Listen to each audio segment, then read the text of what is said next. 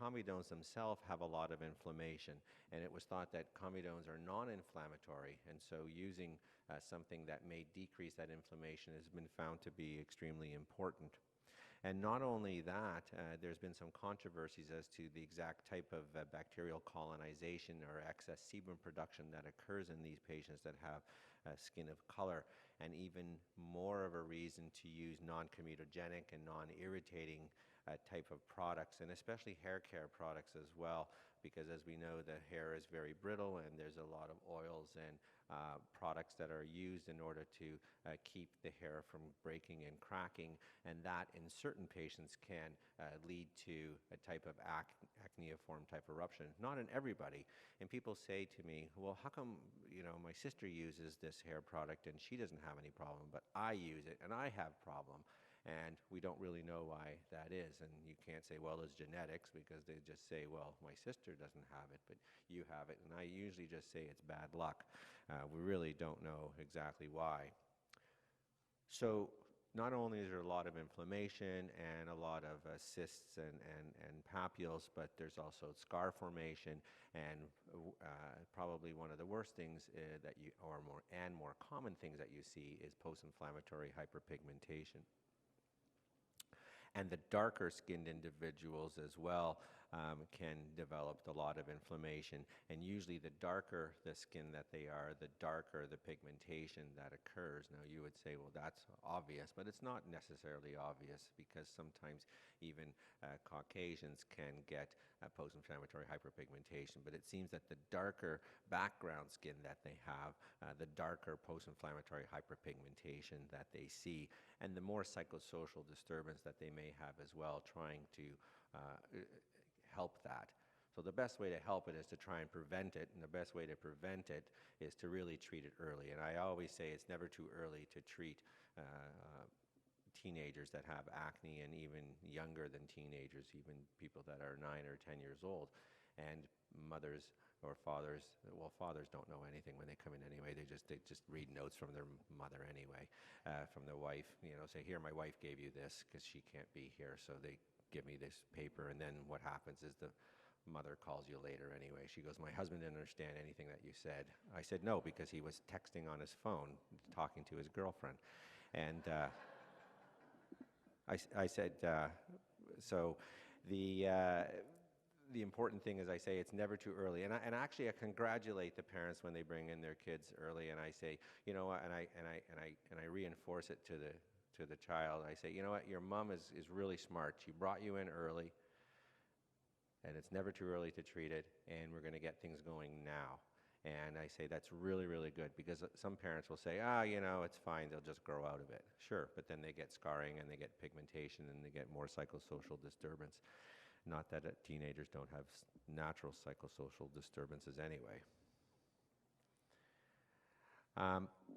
And you will also see nodulocystic acne. So because of the extra inflammation that you see in patients that have skin of color, or the massive amount of inflammation, they're more apt to get nodules and cysts. So they're very, very difficult to treat. And so just using a nice over-the-counter cleanser sold by the pharmacist. Do we have any pharmacists here today? No? Good. So we have, Neil Shear taught me very well. So we have just over-the-counter cleansers are probably not going to do it. Proactive's probably not going to do it either. It's hard to believe it. In San Francisco Airport, there's a Proactive vending machine. I don't know if you've ever been there, but there really is a Proactive vending machine. The one thing I have to say about Proactive is that I really wish that I was the inventor of it, but it doesn't really help. It's 2.5% benzoyl peroxide. What makes Proactive help, and a lot of patients say, is the strict regimen that occurs, the step 1, the step 2, step 3, people really like that. And also that the parents spent the money, so they say they force them to use it, and it just doesn't last long. Can you show improvement? Sure, anything can show improvement with luck, but there's no long-lasting effects, and it's rare that you have the before and after. Just because Adam Levine from Maroon 5 uses it and his skin is clear, it doesn't mean that that my son's skin's going to be clear either, because he certainly doesn't look like Adam Levine, but he's much better looking, even though girls think that he's the best looking thing going. I beg to differ. His wife is the best looking thing going. Okay. And then comedonal acne, this is the study that showed that there was a lot of inflammation. And so when they took biopsies, they could see that there was a lot of inflammatory cells that were around the hair follicle, and saying, hold on, these blackheads and whiteheads and these comedones are not supposed to be inflammatory. So what do we use to treat these blackheads and whiteheads? How do we treat them early? We usually use retinoids, which is probably the basis of acne. And we thought retinoids are really not really that anti-inflammatory, but we found that retinoids do help the comedones by having some anti-inflammatory, as well as keratolytic type of effects as well.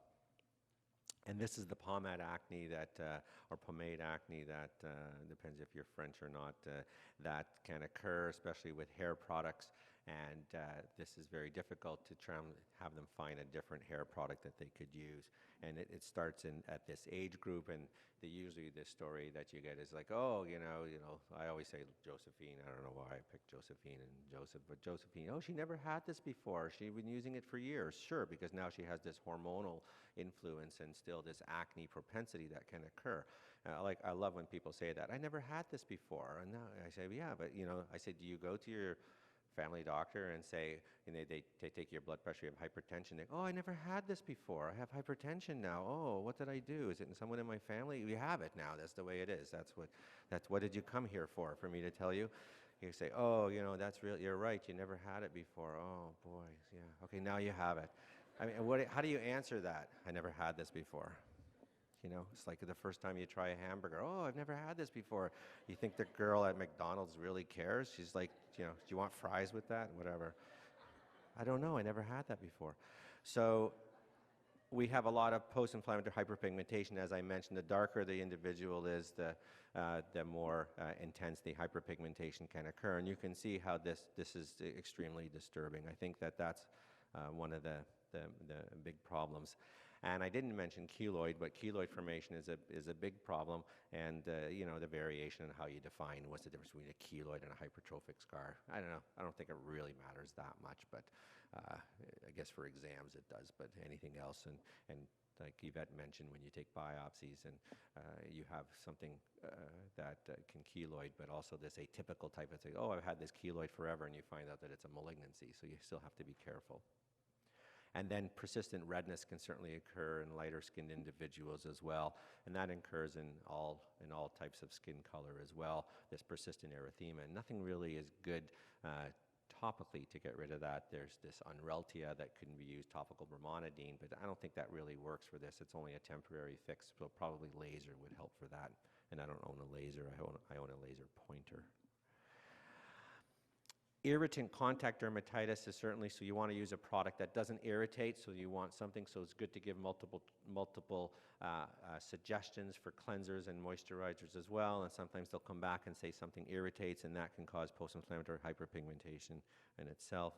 That lady in the middle that looks like she has post-inflammatory hyperpigmentation I could also show that picture and say that she's been on minocycline 100 milligrams twice a day for 6 to 8 months or a year even, and has this pigmentation deposition in her skin, so you have to be careful with that. This is a nice combination of a skin lightening agent, but I think Andrew Alexis knows the best thing to use for that, and I'm not an expert in that at all. I don't even attempt to give prescriptions for that because there are better experts that can use good topical therapies for post-inflammatory hyperpigmentation. So there are many important questions that when someone comes in, besides is this the first time that you've ever had acne, but what they've used, and do they use sunscreen daily, and this will be available for you, I believe, online as well, and a handout. So I'm not going to go through each question because I'm standing between you and lunch. There are many different topical products that contain topical erythromycin and clindamycin and adapalene, which is a second generation type of retinoid that are out there, such as benzaclin and Biacna, and also TAC2 pump and different. So there are different topical products that can be used for acne. It's good to start, but those cases that we saw are quite severe. and we believe that systemic therapy is really needed.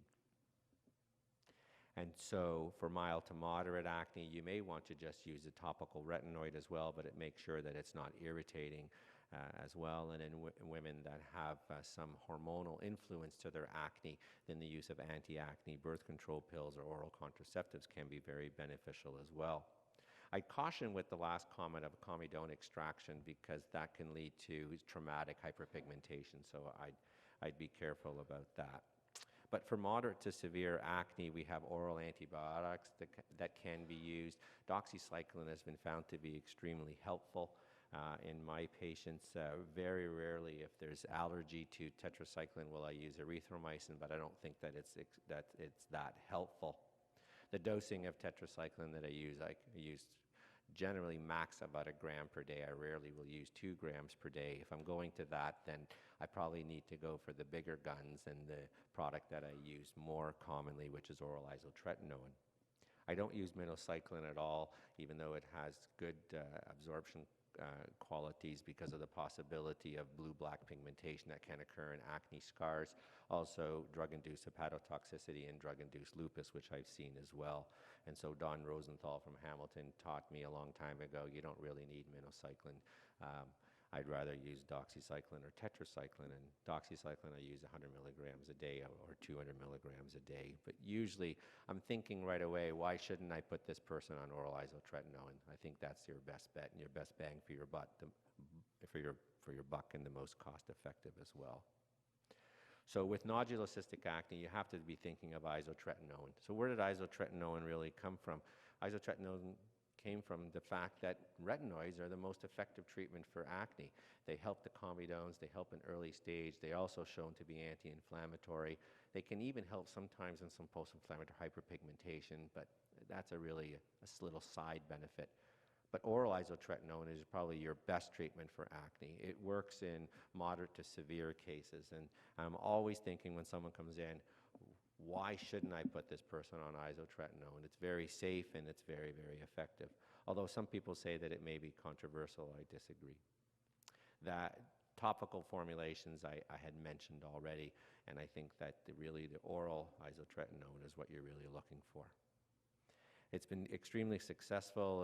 In 1987, there was a good study that showed that it helps improve their self-esteem and their social interactions as well, when they showed that they had some improvement. And the whole controversy, I'll just stop the questions right now so you guys can eat lunch, is this, there's no good proof that depression is associated with isotretinoin at all, or inflammatory bowel disease. And there are anecdotal cases of people say, oh yes, you know, my son got depressed while on this or whatever. It's extremely controversial, but the studies have disproven this association. But a lot of American lawyers like to make money on class action suits regarding that. And if you watch Buffalo TV, you can call lawyer, and you can join their class action suit if you wish. So isotretinoin comes in really 3 forms. People know it as Accutane, but is also generic form of Claris, and then there's the newer type that's Epurus. And I use Epurus almost exclusively, and I'll show you why I use Epurus. First of all, it's not interchangeable, so I know that they're getting it. So if I write Accutane, sometimes they get Claris, sometimes they get Claris, sometimes they get Accutane. It's a little bit of a mix-up, but I tend to use Epurus, which is the newer form of oral isotretinoin. I had done clinical research on it. I guess that's a disclaimer as well. And the good thing about it is it comes in 4 different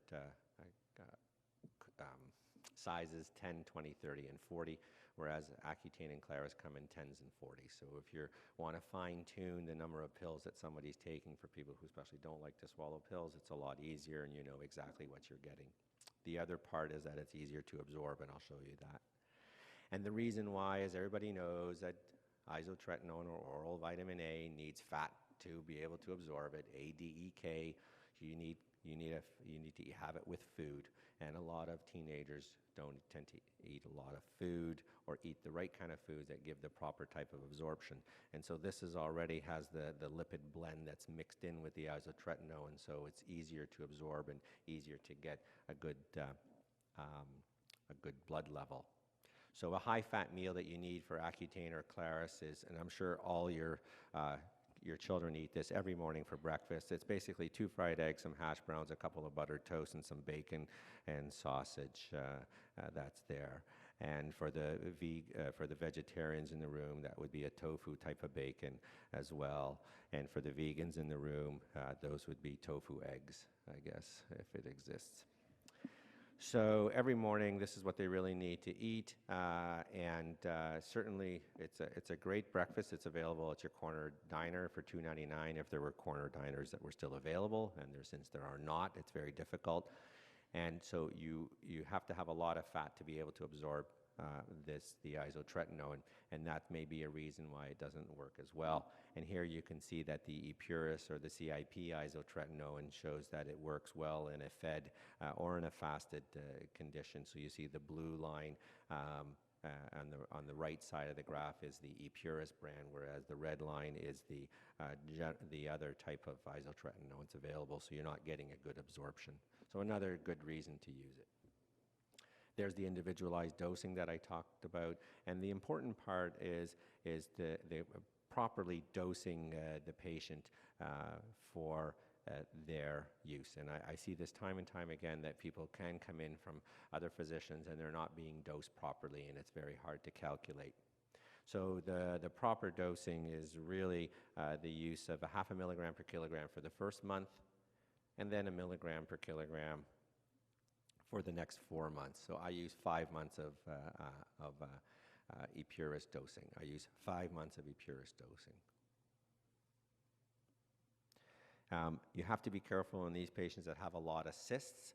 You may want to stay on 0.5 milligram per kilogram, or even start off with less than that. So you may want to start with 0.2 to 0.3 milligrams per kilogram for the first month, and then go up to 0.5 milligram per kilogram the second month, and then you can go up to 1 milligram per kilogram, because people say, oh, well, if you take it, the acne could get worse before it gets better. It works so well that sometimes you get too much of an acne that comes out or gets better. It takes away the inflammation, and you can get a little bit of a flare. So you'd have to be careful with these patients. You want to monitor the blood work, CBC, liver function test, lipid profile, and making sure, especially that knowing that isotretinoin is teratogenic.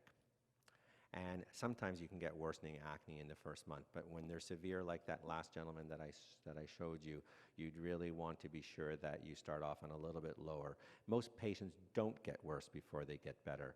Most patients get better before they get better. And so starting a little bit lower. Dermatitis is also can occur, but that's mostly from dry skin, so excess dryness. So using a very good moisturizer, something like CeraVe is very, very helpful, or Cetaphil Restoraderm can be very, very helpful as well. The nails of some people, if you're using too high of a dose, can become brittle, but that's unusual. That usually occurs with Soriatane used for psoriasis. Hair loss is uncommon unless you're using a very high dose. And photosensitivity, you have to be careful. A lot of the photosensitivity occurs from the skin that's getting a little bit too dry and then a little bit too sensitive. Remember, you've had a lot of grease on your face and trying to prevent it, and the hands can even get dry, and they say, oh, that, I'm getting worse, that the sun is affecting me, and that's mostly because they're probably too dry.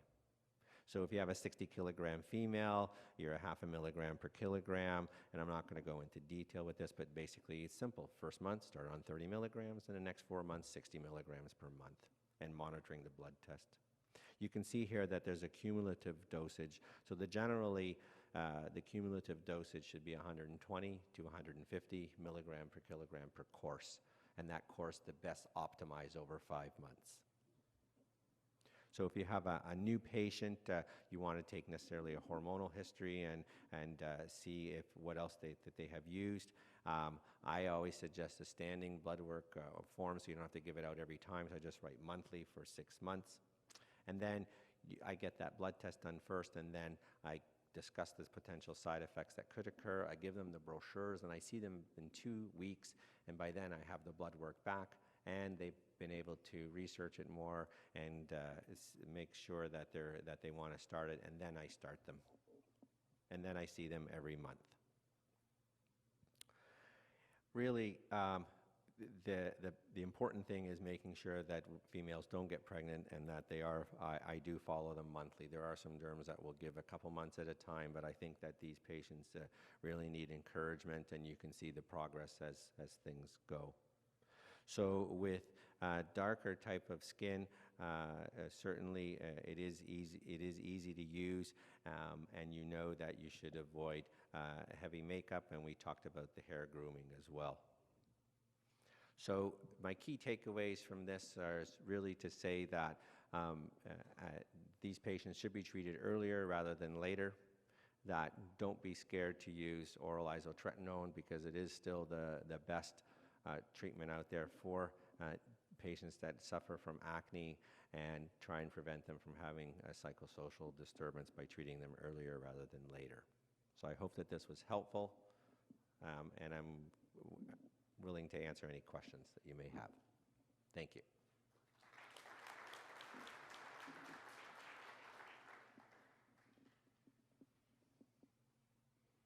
If there is a flare-up again, will you use it again, or how many times we can use that? Okay. So what I normally say is that, so the question was, when are we having lunch? If for those of you that didn't hear about it. So very, very soon, I promise you, sir. It's okay. He asked how many times we can use Epuris. So I generally say to patients that 85% of people need it once, and the other 15% need it more than once. And whatever more than once is whatever it is. So I wait 2 months in between courses to get a complete washout, and then the average is one treatment. The majority is one treatment, and then next that would be 2 treatments. Very rare do you have to go 3, but I've gone 3, 4, and 5 treatments. That's what works for the person. They know that that's what works best. And there's not many other alternatives that are that effective. There are some people that will use some blue light or some red light as well, but you have to be cautious with that with skin of color. For female patients, should we be bringing them back every month to check the beta CGs or whatever? I bring them back every month to assess the side effects that can occur, especially for the dry lips. And in the winter, they tend to get very dry in their exposed areas of their hands and arms, and so it gets so dry that it starts to crack and turn red. So they may require topical steroids for that area. And I think seeing them monthly, you can really assess that and reassure them that things will get better before things get worse. Especially females, they need to be reminded that they must not get pregnant while on this, and then they can get pregnant. People say, well, between a month or 2 after is okay if they really have to, for some reason. So what if we find that she does get pregnant? So what's the next step? You cry. You call CMPA right away, and they stop the drug immediately, and then you have to discuss termination of pregnancy.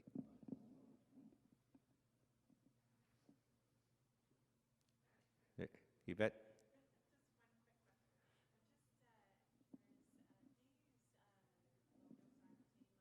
Yeah.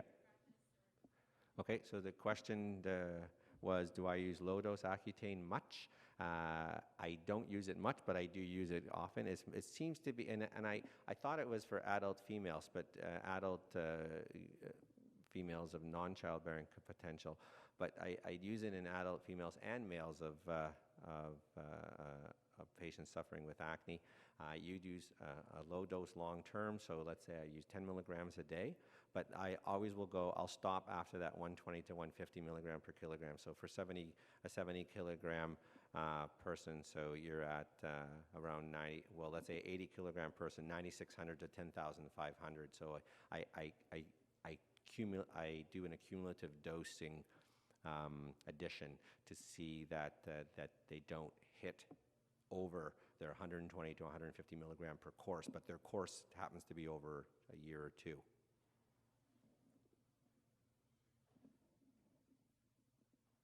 Thank you very much.